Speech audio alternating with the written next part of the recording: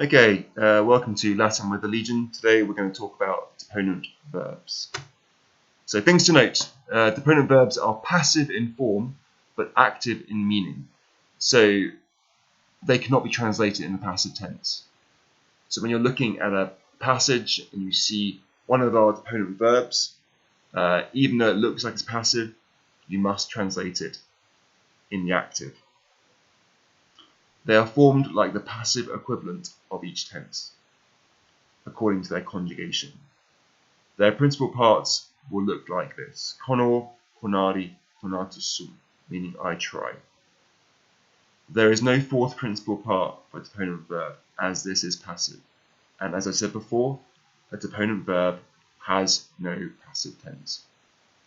Therefore, there is only the present tense, the infinitive, and the perfect tense. The perfect participle can be used separately. For example, konatus, having tried. We will look at this more in another video. So let's have a look at the deponent verbs in more detail.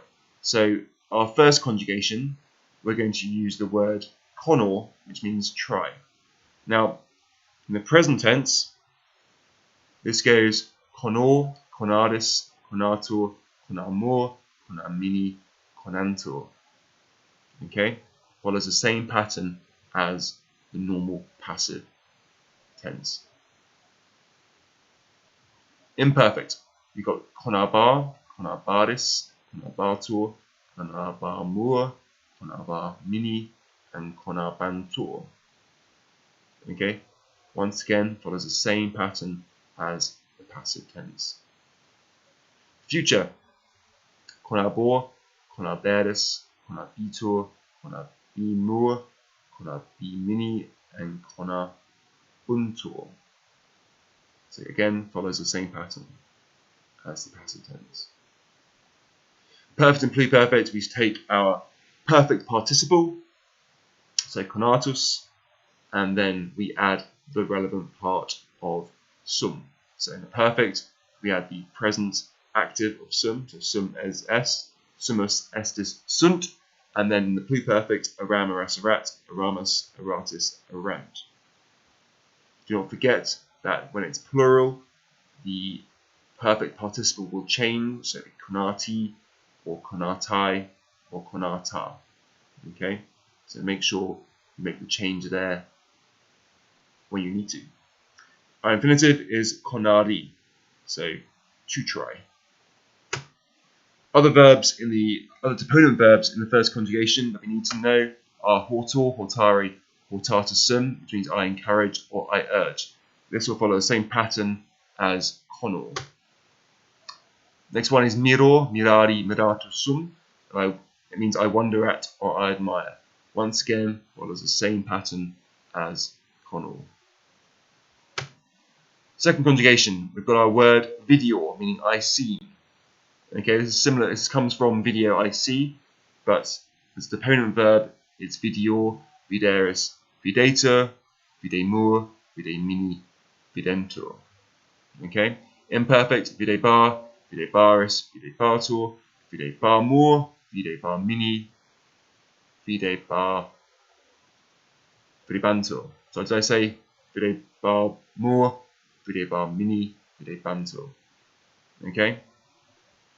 So just like the imperfect as always has that BA in it, okay? BA shows it's imperfect, okay? And then you've got the imperfect BA, you've got the passive endings as per normal.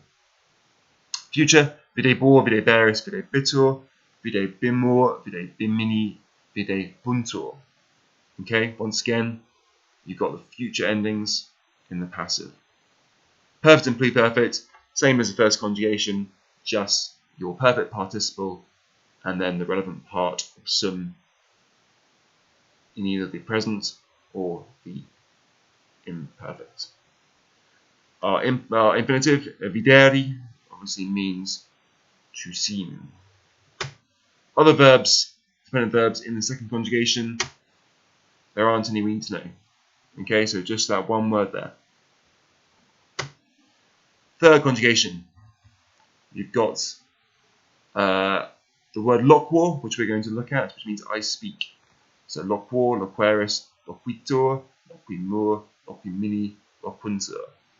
Now, the third conjugation is a little bit harder because it's a bit more random. So it's something you need to know. There's still the patterns in place, but just make sure you are aware of all the endings.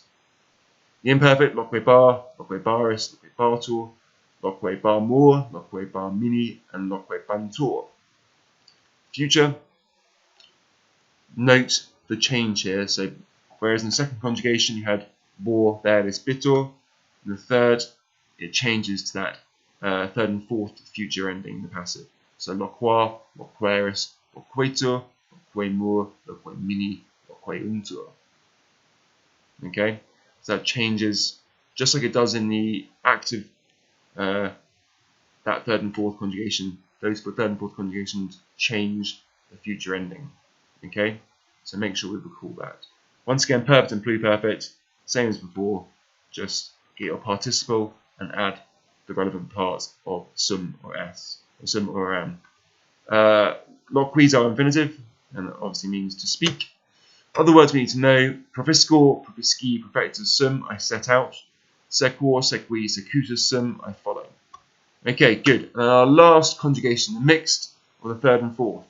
We're going to use the word progredior, which means I advance. In the present, progredior, progrederis, progreditur, progredimur, progredimini, and progrediuntur. Okay? Once again, just classic passive present endings. Imperfect, progrediabar, bardis, bartur, and so on and so forth. Future, as I said, the mixed third and fourth, they follow the different endings to the first and second conjugations in the future. So you've got progrediar, yeris, iter, yemur, yemini, yentur. And then finally the perfect and pluperfect, the same as always. Okay, infinitive, progredi. Other verbs we need to know in the third and fourth mixed group: ingredior, egredior, and regredior. Note that we do not use gredior, we use the compound of gredior, so in, e, or re, or as you can see in the example, pro. Morior, mori, mortus sum, I die, and patior, pati, passus sum, I suffer. As I mentioned, gredior, i.e. go, is not used on its own, but only with a prefix and in a compound. Okay, I hope that helps. I'll set you on an exercise now, and yeah, good luck with that. Thank you for tuning in. Bye-bye.